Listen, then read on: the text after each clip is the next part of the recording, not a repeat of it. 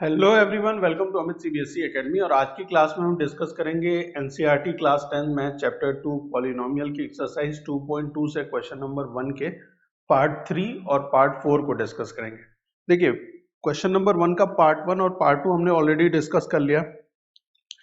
जो करना है इस क्वेश्चन में वो क्या है कि आपको zero of the polynomial find out करना है। ये क्वाड्रेटिक पॉलिनोमियल गिवन है, इसका जीरो फाइंड आउट करना है और फिर उस जीरो का रिलेशन किसके साथ बताना है, कोफिशिएंट के साथ, मतलब वेरीफाई करना है उस रिलेशन को। तो सिंपल है, यहाँ पे आपको एक क्वाड्रेटिक पॉलिनोमियल गिवन है क्वेश्चन नंबर 1 के थर्ड पार्ट में। जो स्टैंडर्ड फॉर्मेट होता है क्वाड्रेटिक पॉलिनोमियल का वो होता है a x square plus b x plus c where a is not equal to 0। तो अगर तो ये क्वाड्रेटिक पॉलिनोमियल इस फॉर्मेट में गिवन है ना, तो फिर कोई दिक्कत नहीं है। अगर नहीं गिवन है तो आप उसको चेंज कर लेंगे। देखिए 6x स्क्वायर माइनस 3, ये जो कांस्टेंट टर्म है वो बीच में है और माइनस 7x यहाँ पे है जो बीच में होना चाहिए था, तो आप इसे क्या करेंगे, बीच में ले आएंगे। तो 6x square minus 7x minus 3, इस तरीके से आपने चेंज कर लिया, कोई दिक्कत नहीं। ये पॉलिनोमियल और ये क्वाड्रेटिक पॉलिनोमियल, ये दोनों वन एंड द सेम चीज है। दूसरी चीज, मिडिल टर्म स्प्लिट करके आप फैक्टर्स फाइंड आउट कर सकते हैं। ठीक है, तो मिडिल टर्म क्या है, माइनस 7x है ना। तो माइनस 7 को अगर आप दो पार्ट में स्प्लिट करें, माइनस 7 को दो पार्ट में स्प्लिट करें कि सम क्या आ जाए, सम तो जिसको स्प्लिट करते हैं वही सम होता है, तो ये माइनस 7 के बराबर। और प्रोडक्ट किसके बराबर हो जाएगा, वो हो जाएगा एक्स स्क्वायर का कोफिशिएंट 6 और ये कांस्टेंट टर्म माइनस 3, इनके प्रोडक्ट के बराबर। Minus 3 into 6 is minus 18। ठीक है, क्लियर है, कोई दिक्कत नहीं। अच्छा ये जो प्रोडक्ट है वो माइनस 18 होना चाहिए, सम जो है माइनस 7 होना चाहिए। तो 18 जो है 9 2 जा 18 होता है ना। 9 इंटू 2 इज इक्वल टू 18 है ना। अगर माइनस 18 आना है तो इन दोनों नंबर में से कोई एक नंबर क्या होगा, नेगेटिव होगा। और अगर नेगेटिव होगा तो वो सम से पता चल जाएगा। देखिए इन दोनों का सम 9 प्लस 2 अगर मैं करता हूं, 9 प्लस 2 तो मुझे 11 मिलता है। लेकिन अगर ये 9 नेगेटिव है, 9 अगर नेगेटिव है तो क्या मिलेगा मुझे, माइनस 9 प्लस 2 वो मुझे 7 मिलेगा, और वो भी किस में, नेगेटिव में। और वैसे ही माइनस 9 इंटू 2 माइनस 18 हो जाएगा। इसका मतलब माइनस 7 को आप ब्रेक कर सकते हैं माइनस 9 और प्लस 2 में। क्लियर है। तो यहाँ पे 6x स्क्वायर ऑलरेडी है, यहाँ पे इस माइनस 7x को आपने ब्रेक किया 9x minus 9x plus 2x minus 3 में। कॉमन ले लीजिए, यहाँ पे 6x स्क्वायर है, यहाँ पे 9x है, तो क्या कॉमन आएगा, 3x कॉमन आ जाएगा। ब्रैकेट के अंदर x माइनस, यहाँ पे क्या बचा, 2x बचा। यहाँ पे 2x, 6 में से 3 कॉमन लिया तो 2, और x स्क्वायर में से x कॉमन लिया तो x। यहाँ पे 9 है, 3 कॉमन ले लेंगे तो 3 बचेगा, x कॉमन ले लिया तो कुछ भी नहीं, प्लस 2x माइनस 3, और यहाँ भी 2x माइनस 3 है। इसका मतलब इनमें से हमें सिर्फ x कॉमन 1 कॉमन लेना है, और दूसरे ब्रैकेट में भी 2x माइनस 3 हो जाएगा। यहाँ से हमने क्या ले लिया, 1 कॉमन ले लिया। ठीक है, अच्छा 2x माइनस 3 यहाँ, 2x माइनस 3 यहाँ, ब्रैकेट में आ जाएगा 2x माइनस 3। आपने क्या किया, कॉमन ले लिया, 2x माइनस 3 भी, 2x माइनस 3, और फिर ये 3x प्लस 1 दूसरे ब्रैकेट में आ जाएगा। तो ये जो दो ब्रैकेट में 2x माइनस 3 और 3x प्लस 1 आया है, ये क्या है, ये फैक्टर्स हैं, है ना। क्या है, ये फैक्टर्स हैं। ये जो क्वाड्रेटिक पॉलिनोमियल आपको गिवन है उसके फैक्टर्स हैं। इन फैक्टर को अगर आप जीरो से इक्वेट कर दें तो आपको क्या मिल जाएगा, जीरो ऑफ द पॉलिनोमियल मिल जाएगा। तो 2x minus 3 is equal to 0, तो x इज इक्वल टू 3/2। उसी तरीके से 3x plus 1 is equal to 0, तो x is equal to minus 1/3। ठीक है, 2x minus 3 is equal to 0 है, तो x की वैल्यू 3/2 आ गई। 3x plus 1 is equal to 0, तो x की वैल्यू -1/3 आ गया। ठीक है, तो ये तो आपने फाइंड आउट कर लिया, जीरो ऑफ द पॉलिनोमियल को फाइंड आउट कर लिया। ठीक है, जीरो ऑफ द पॉलिनोमियल। अब आपको क्या करना है, इस जीरो का रिलेशन कोफिशिएंट के साथ बताना है। तो कैसे बताते हैं जीरो का रिलेशन कोफिशिएंट के साथ? आप फाइंड आउट करेंगे सम ऑफ जीरोस और प्रोडक्ट ऑफ जीरोस और फिर उसका रिलेशन कोफिशिएंट के साथ, है ना। तो sum of zeros, sum of zeros की अगर हम बात करें तो वो क्या होता है, minus coefficient of x divided by coefficient of X square. ठीक है, और उसी तरीके से प्रोडक्ट के लिए क्या होता है, product of zeros that is equal to constant term divided by coefficient of X square. ठीक है, क्लियर है, बात समझ में आ गई।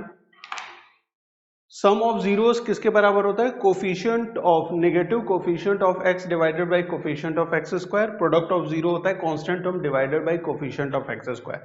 देखिए जो जीरोस हैं वो 3/2 और -1/2 है, तो इनका सम अगर करेंगे 3/2 प्लस -1/3 तो आपको क्या मिलेगा, हियर यू विल गेट ये प्लस और ये माइनस हो जाएगा, 3/2 -1/3। एलसीएम क्या आएगा, 6 एलसीएम आ जाएगा।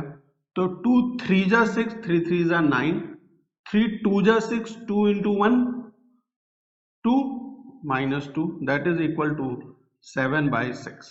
ठीक है, कोफिशिएंट ऑफ एक्स क्या है, कोफिशिएंट ऑफ एक्स है -7 ब्रैकेट के बाहर क्या आ जाएगा, minus sign. Coefficient of X square क्या है, 6 है, तो वी कैन राइट 7/6 एज -7/6, कोई दिक्कत नहीं। उसी तरीके से प्रोडक्ट ऑफ जीरोस की बात करते हैं, तो 3/2 इंटू ब्रैकेट में -1/3। यहाँ पे न्यूमरेटर और डिनोमिनेटर दोनों में 3 है, तो आप कैंसिल कर सकते हैं, लेकिन मैंने आपको पहले की भी क्लासेस में बताया हुआ है कि जब सम ऑफ जीरोस और product of zeros find out कर रहे हो आप, तो आप सिंप्लीफाई करने में ज्यादा प्रैक्टिस को वो मत फॉलो करिए, है ना, सिंप्लीफाई मत करिए।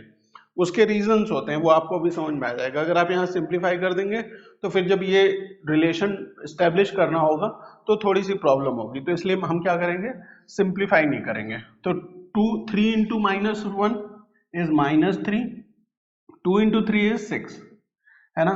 तो ये -3 है, ये 6 है, न्यूमरेटर -3 मतलब constant term -3, coefficient of X square क्या है, 6 है, तो ये 6 है। तो ये आपका रिलेशन एस्टेब्लिश हो गया between zeros and the coefficient of this polynomial. ये जो पॉलिनोमियल गिवन है उनके बीच के कोफिशिएंट और जीरो के बीच का रिलेशन। तो ये था क्वेश्चन नंबर 1 का थर्ड पार्ट। सॉल्व करेंगे क्वेश्चन नंबर 1 के फोर्थ पार्ट।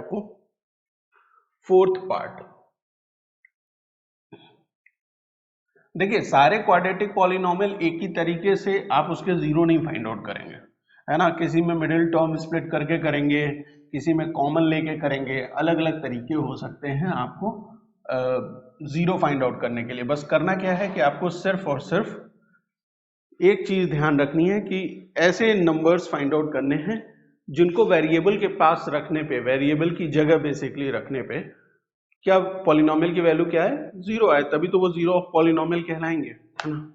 तो देखिए क्वेश्चन नंबर फर्स्ट के फोर्थ पार्ट को देखिए। फोर्थ पार्ट यहाँ पे क्या है, 4u² plus 8u, 4u² plus 8u। ठीक है, अब अगर मुझे इसको फैक्टराइज करना है सबसे पहले और फिर जीरो फाइंड आउट करना है ना। तो मैं इसे फैक्टराइज कर सकता हूँ या नहीं कर सकता हूँ? कर सकता हूँ। कैसे करेंगे? क्या मिडिल टर्म स्प्लिट करके करेंगे जैसे अभी तक करते आ रहे हैं? नहीं, यहाँ पे मुझे दिखाई दे रहा है कि यहाँ 4 है, यहाँ 8 है, तो 4 कॉमन आ जाएगा। यहाँ u स्क्वायर है, यहाँ u है, तो u भी कॉमन आ जाएगा।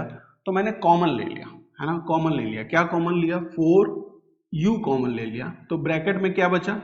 यहाँ पे आ जाएगा 4 की जगह तो 1 आ गया, u स्क्वायर की जगह u आएगा, प्लस यहाँ 8 की जगह 4 कॉमन आ गया है यहाँ पे, तो 2 आ जाएगा, और u कुछ बचा नहीं, है ना, ये u है ना, u।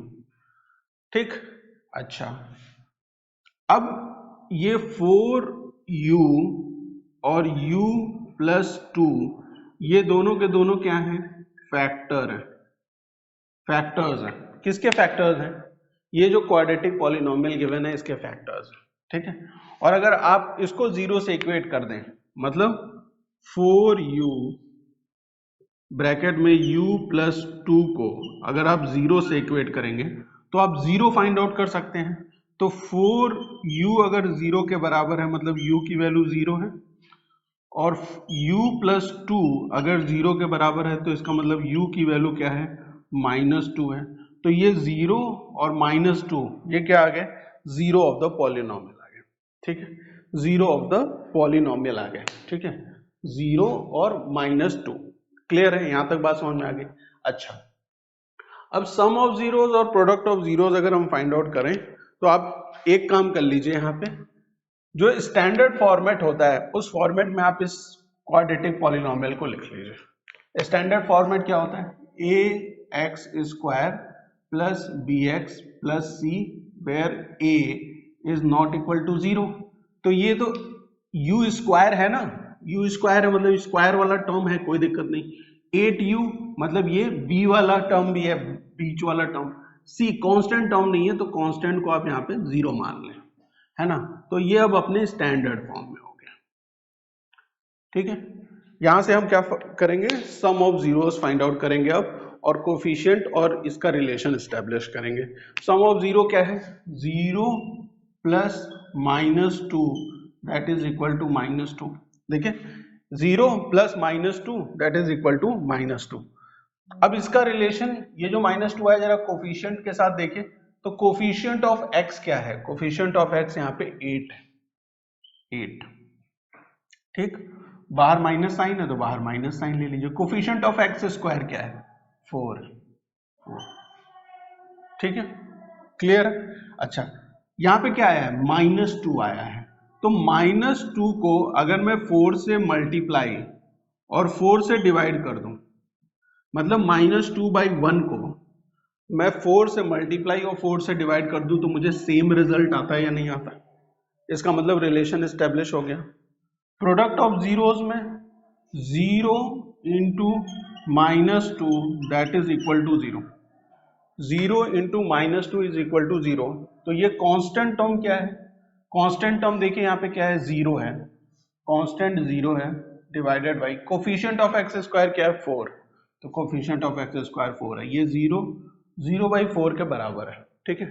तो ये था क्वेश्चन नंबर 1 का थर्ड और फोर्थ पार्ट का सॉल्यूशन, जहां पे हमने क्वाड्रेटिक पॉलिनोमियल को उसके जीरो को फाइंड आउट किया, फिर जीरो का रिलेशन किसके साथ एस्टेब्लिश किया? कोफिशिएंट के साथ वेरीफाई किया, ठीक है। मिलते हैं नेक्स्ट क्लास में जहां पे हम क्वेश्चन नंबर 1 के 5th और 6th पार्ट को डिस्कस करेंगे। Thank you for watching.